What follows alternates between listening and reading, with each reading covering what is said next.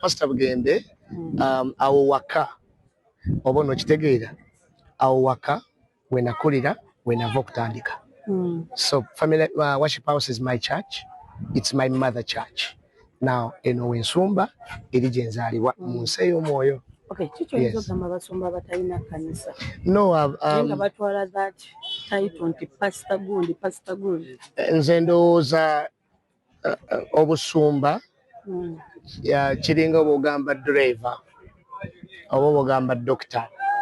Obusumba kitegeeza mu Runyanko nikiyita omuliisa. Omuliisa olina kubanga olina endiga. So it's not about the title. It's about the responsibility, the role you play in the lives of people. So nze ndowooza nti omusumba talina ndiga taba musumba. Asobola okubeera apostle, asobola evangelist, because bina amakulu gaabyo. Apostle ye mutandisi w'amakanisa.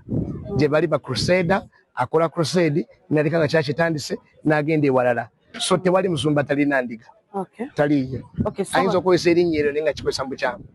Yes. Okay, so bakyuse bwe babanga gye. Nze sikiwa nti gye bali bwaba gyali then yakyetuumanga linnya. Tolyango omuntu yayita biliyoniya naye nga talina myaka 10. Ayinza okuba nga yali yetuumanga linnya.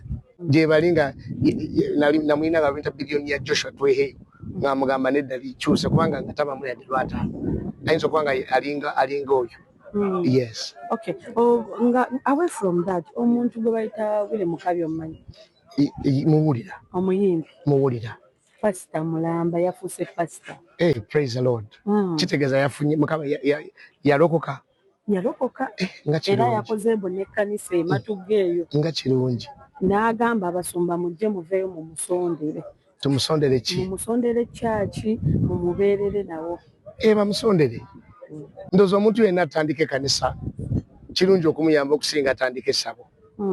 Oli bw'agamba nti tandisa essabo kiba kibi nnyo naye atandisa ekkanisa.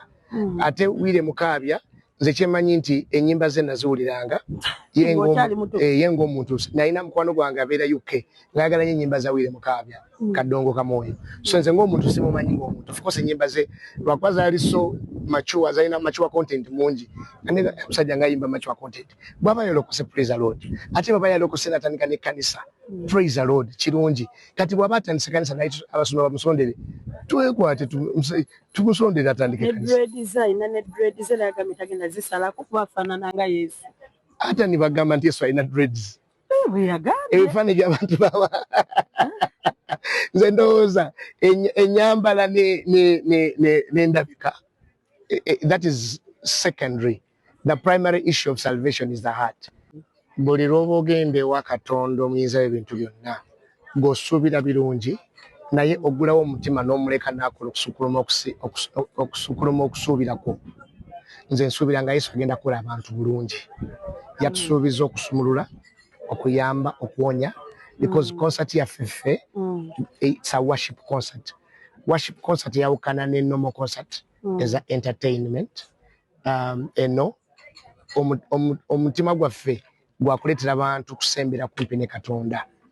So tusuubira nti bw'osembera kumpi ne Katonda byagenda okukolera nange kenyini sibimanyi naye nkimanyi nti bingi ate birungi. Okay. Yes. Mukabya gyayimbe nga tumaliriza. Willy Mukabya ng'ayimba ki? Ayimbe. Music ki? Ayina music. Alina wa gospel.